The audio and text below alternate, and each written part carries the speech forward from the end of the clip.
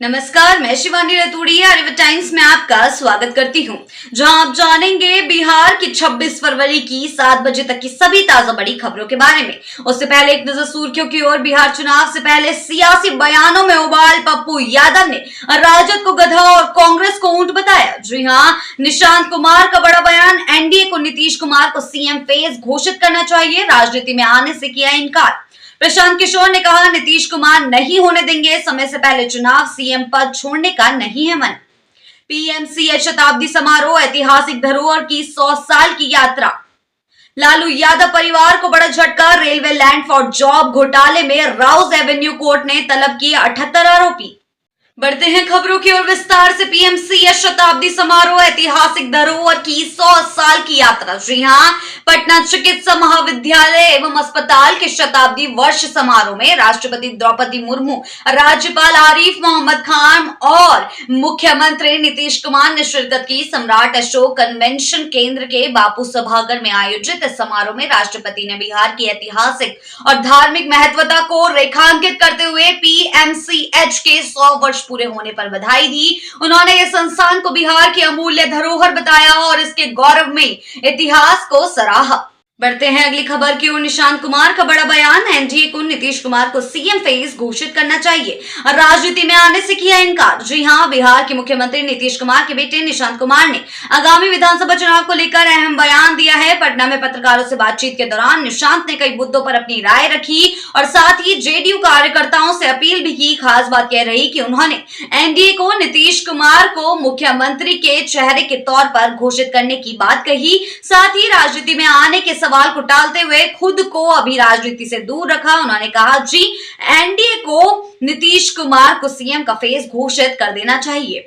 बढ़ते हैं अगली खबर की ओर। बिहार चुनाव से पहले सियासी बयानों में उबाल। पप्पू यादव ने राजद को गधा और कांग्रेस को बताया ऊंट। जी हां, बिहार में आगामी विधानसभा चुनाव के मद्देनजर सियासी तापमान तेजी से बढ़ता जा रहा है। नेताओं के बीच जुबानी जंग अब अपने चरम पर पहुंच चुकी है। जी हां, इसी के साथ ही जब पप्पू यादव से यह सवाल पूछा गया कि क्या ऐसा कहा जा रहा है कि बिहार में कांग्रेस हमेशा लालू यादव के पीछे ही चलेगी, तो इस पर प्रतिक्रिया देते हुए पप्पू यादव ने कहा, कांग्रेस ऊंट है और अगर ऊंट बैठ भी जाए तो गधा से ऊंचा ही लगेगा। जी हां, पप्पू यादव ने आगे कहा, लालू यादव मेरे बुजुर्ग हैं और मेरे सम्मानित नेता हैं, लेकिन कांग्रेस को अपना महत्व है। जी हां, कांग्रेस के नेतृत्व में राहुल गांधी और प्रियंका गांधी हैं। पप्पू यादव ने साफ किया कि कांग्रेस के बिना बीजेपी को हराना बेहद मुश्किल है। बढ़ते हैं अगली खबर की ओर। लालू यादव परिवार को बड़ा झटका। रेलवे लैंड फॉर जॉब घोटाले में राउज एवेन्यू कोर्ट ने तलब किए 78 आरोपी। जी हां, रेलवे में कथित लैंड फॉर जॉब घोटाले में राष्ट्रीय जनता दल सुप्रीमो और बिहार के पूर्व मुख्यमंत्री लालू प्रसाद यादव के परिवार को एक बड़ा झटका लगा है।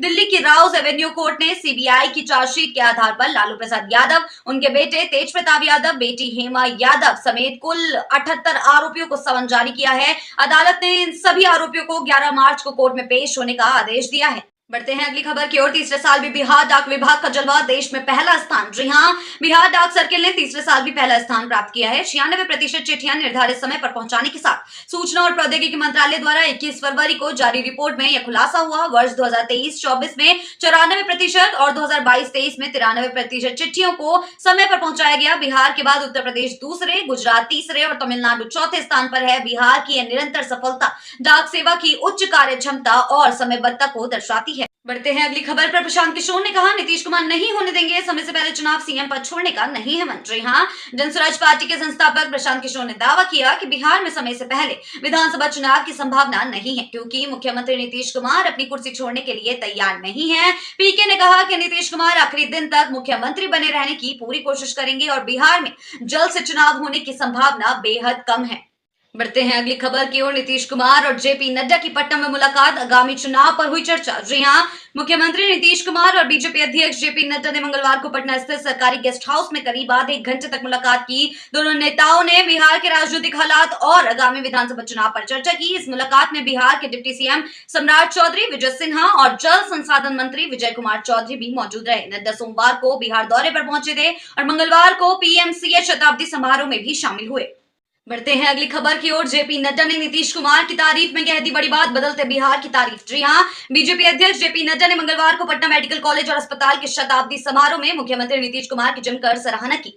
नड्डा ने कहा कि नीतीश कुमार की कोशिशों से बिहार बीमारू राज्य से बदलकर अग्रणी राज्य बन गया है। उन्होंने यह भी बताया कि सीएम नीतीश के प्रयासों के कारण बिहार कई मामलों में राष्ट्रीय औसत से बेहतर प्रदर्शन कर रहा है। बढ़ते हैं अगली खबर की ओर। सुप्रीम कोर्ट ने राजद सुनील कुमार सिंह को दी बड़ी राहत, निष्कासन रद्द। जी हां, सुप्रीम कोर्ट ने मंगलवार को राजद विधायक सुनील कुमार सिंह को बड़ी राहत देते हुए बिहार विधान परिषद से उनका निष्कासन रद्द कर दिया है। मुख्यमंत्री नीतीश कुमार के खिलाफ अपमानजनक टिप्पणी करने के आरोप में उन्हें निष्कासित किया गया था। कोर्ट ने कहा कि जुलाई 2024 से सिंह का निष्कासन निलंबन माना जाएगा, जबकि उनके सदन में आचरण को अनुचित करार दिया, लेकिन दंड को अत्यधिक बताया।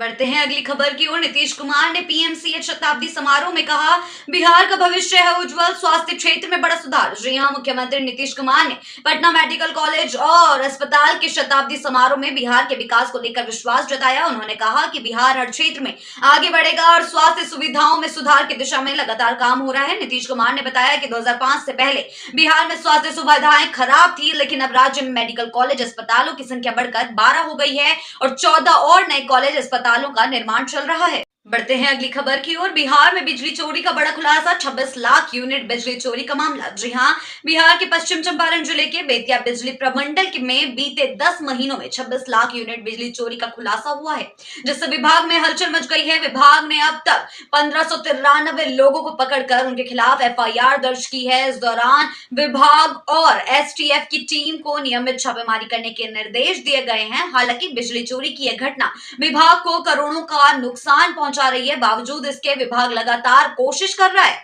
बढ़ते हैं अगली खबर की ओर। समस्तीपुर में एसपी ने 50 पुलिसकर्मियों का वेतन रोका, हड़कंप मचा। जी हां, बिहार के समस्तीपुर जिले में एसपी अशोक झा ने जांच की गुणवत्ता सुनिश्चित करने और इसे तेज करने के लिए करीब 50 पुलिसकर्मियों का वेतन अगले आदेश तक रोक दिया है। इन पुलिसकर्मियों से अनुसंधान कार्य के लिए लैपटॉप और मोबाइल खुद खरीदने को कहा गया था, जिनका बिल मुख्यालय में जमा करने के बाद उन्हें राशि मिलनी थी। इस आदेश के बाद पुलिस महकमे में हड़कंप मच गया है। रुक करते हैं अगली खबर की ओर। बिहार सरकार का बड़ा कदम, 139 नगर निकायों को 100 करोड़ रुपए की स्वीकृति। जी हां, बिहार सरकार ने स्वच्छ भारत मिशन के तहत ठोस अपशिष्ट प्रबंधन को सुदृढ़ करने के लिए 139 नगर निकायों को 100 करोड़ रुपए की राशि स्वीकृत की है। नगर विकास मंत्री नितिन नवीन के निर्देश पर यह निर्णय लिया गया है। इस राशि का उपयोग सॉलिड वेस्ट प्रोसेसिंग और सैनिटरी लैंड फिलिंग की सुविधाओं के विकास में किया जाएगा, जिससे राज्य में स्वच्छता की स्थिति में महत्वपूर्ण सुधार होगा।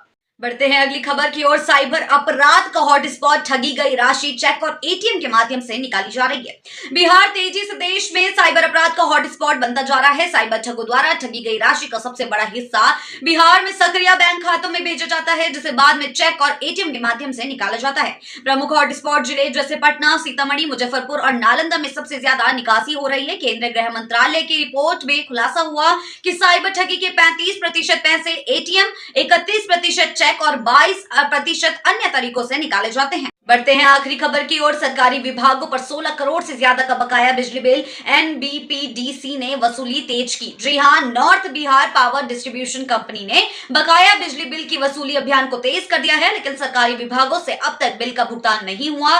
सरकारी विभागों पर करीब 16.2 करोड़ रुपए का बकाया है। नगर निकाय, पीआरडी, एचजीएन विभाग और स्वास्थ्य विभाग पर बड़ी रकम बकाया है। एनबीपीडीसी ने इन विभागों से बकाया राशि वसूलने के लिए बिल भेजकर भुगतान का प्रयास शुरू कर दिया है। जी हां, बिहार की ऐसे ही ताजा बड़ी खबरों के लिए जुड़े रहिए आर्यभट्ट टाइम्स के साथ ही चैनल को सब्सक्राइब करना ना भूलें और हमारी फेसबुक और वेबसाइट के साथ भी जरूर जुड़े।